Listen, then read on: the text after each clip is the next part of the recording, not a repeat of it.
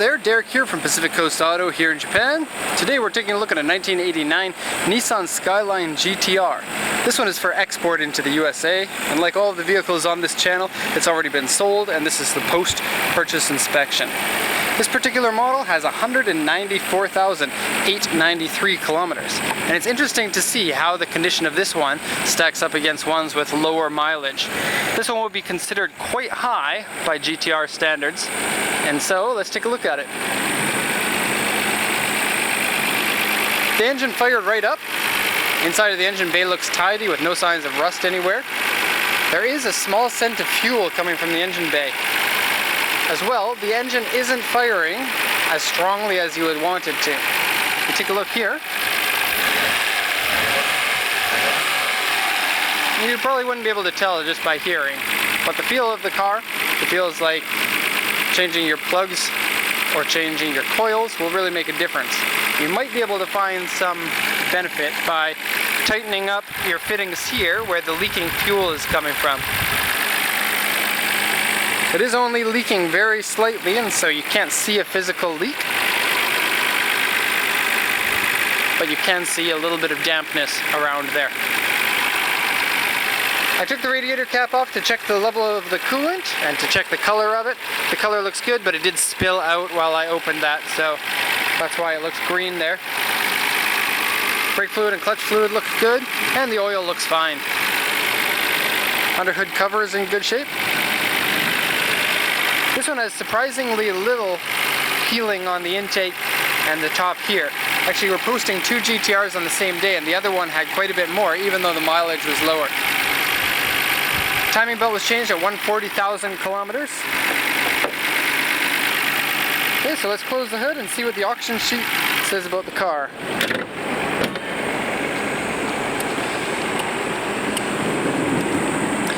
Okay. So this car is a 1989 September Skyline GTR, of course with 2.6 liter twin turbo engine, grade 3.5 with interior grade C, and 194,893 kilometers. This is one of the higher mileage GTRs that we've bought, so it's very interesting for me to see how it stacks up. In general, the condition of it for the mileage is unbelievably good. So I'm very impressed with this one. Very good buy. Okay, of course 5-speed manual because they only came with that. Alloy wheels, power steering, power windows, original gunmetal paint, which is so many of these are in gunmetal. Okay, so it says comes with the GTR logo key, Skyline logo, floor mats, completely stock car, which is pretty hard to find these days. And actually it looks like it's starting to rain here. Look at the sky. I can hear thunder in the background. Okay. Toll collection box. Comes with an owner's manual and some sheets for the history of the car. Spare key and a shift knob, original one, sent to the buyer. Okay. AC doesn't work. That's funny. When I tested the AC, it felt like it worked to me. Yeah, the AC definitely works. That's strange. Okay, well, the auction inspector must have really cold hands.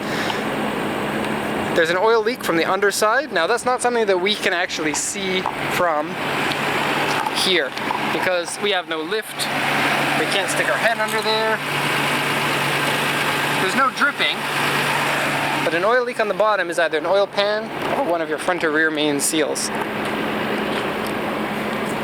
Okay, dashboard parts come up, super common on the R32s. Wheel scratched, driver's seat ripped with a repair to it, which was a very ghetto repair.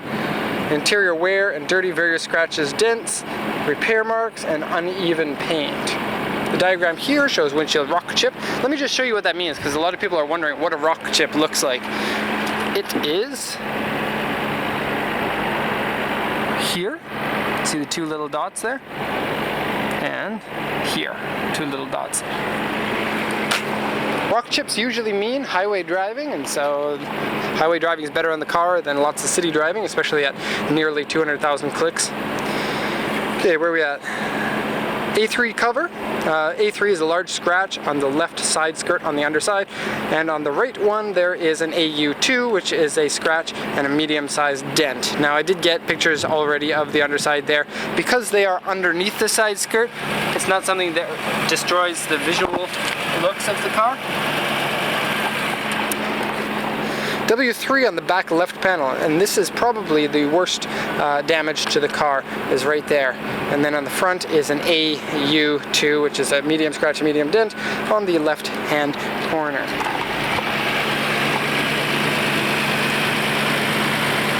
So if you take a look, the front bumper has been repainted. That wasn't mentioned on the auction sheet.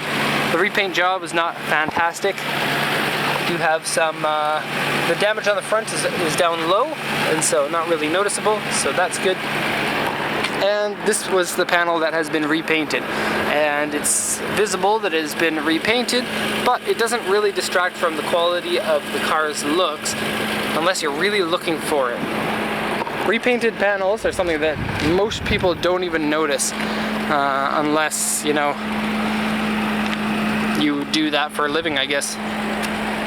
And so, plus there's stuff you can do to mitigate that. Take it to a good detailer and he can clean that up for you. Okay, so let's take a look at the body of it now. So the looks of the R32 have become quite classic these days. It used to be that when I got into this business, which was 7 years ago officially, but 10 years ago is when I started doing the research and everything, the R32s were starting to look a little bit dated. And I think that cars that look dated eventually become classic looking, and that's what we have with the R32 now. Is it's starting to look a lot better as it gets older, and that's not something that every car can pull off, and so it's really nice. A lot of people are liking these R32s. Of course they're really popular in the US right now, where this one and pretty much all the ones that we buy are going, but they are also gaining popularity here in Japan. This was a significant car when it came out. Japanese cars were super competitive throughout the 70s and 80s and 90s. But this one here is a significant boost for the image of sporting Japanese cars. And that's important because for so many Japanese cars, and the image of Japanese cars was not very sporting for a very long time. And this car kind of killed every other car that was available at the time. Okay, so some details I wanted to point out. This grille here looks like it's a brand new piece, and so that's nice. Usually those are full of rock chips and whatnot. There is a dent on the hood that is really unfortunate because dent is quite visible and it's right in your face when you look at the car. These are in good shape. They look like they've been repainted with the same gunmetal paint as the car instead of a black paint. Got some cracking in your gaskets here on the windshield and then the side here, and you have some discoloration in the side ones here. Tiny bit of coming off here, stock rear wing there, and of course the stock tail lights, which are iconic for the Skyline, double circles. Stock wheels, and actually brand new tires. Now it's a shame they picked economy tires, but it's really nice to have brand new tires no matter how bad or how economy they are. Stock brake calipers with rotors that look like they need to be replaced. If you take a look, there's lots of grooves in them. Okay, now let's step inside the car. Door cards are in average condition. A couple of rips at this side here. And a rip right here. Now this insert can be taken out and rewrapped, and so something you can do to fix that. One of the door mirrors doesn't come out. If you take a look, that one there is still in the inside, and this one here is on the outside.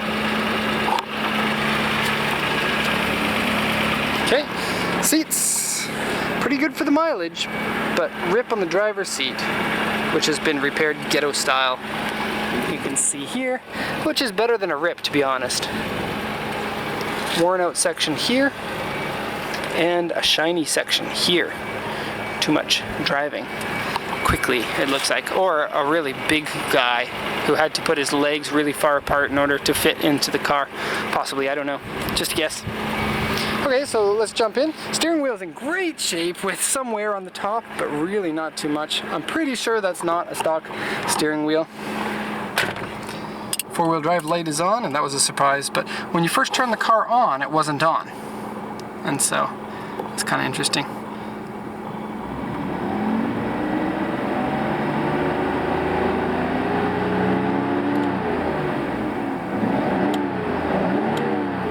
Engine seems healthy, but should be changing those spark plugs and stuff.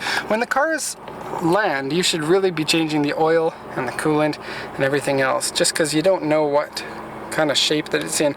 Just visually inspecting it can't show you everything about it, and it's nice to take care of a car right when you first got it. Okay, so rips here, and cigarette burns here, and has been smoked in, but doesn't really smell like it. Actually, it smells decent in here for being such an old car. Bubbling dash is way smaller than it usually is, so that's a really lucky thing. We also got it up here. And it's not as soft as it used to be. Like the one that I just checked, it's actually over there. Much softer dashboard.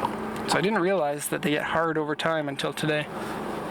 Back seats have some fade in the back. I already kind of went over this in the other one. And I just noticed here that liner is a little bit coming loose. One thing I forgot to do in the last Skyline I just did was show the trunk. So that's what I'm going to show you now in this one, so I don't miss it. Trunk's not bad. It's a 4-door or a 2-door coupe, or coupe as the Americans call it, and the Canadians too. And so you get, you know what, you get more space in here than you do in a Supra. And the bum of the Skyline is not nearly as big as the bum of the Supra. So better use of your space here.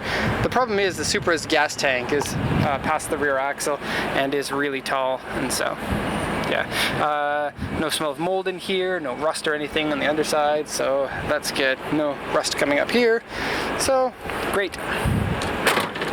Alright, so that's going to be the end of our Skyline GTR video here. Thank you very much for watching. If you haven't already done so, hit the subscribe button, because people seem to like this channel and we check out the cars that we buy, which is interesting for some people. Okay, so that's going to be the end. Thanks a lot for watching and have a good day.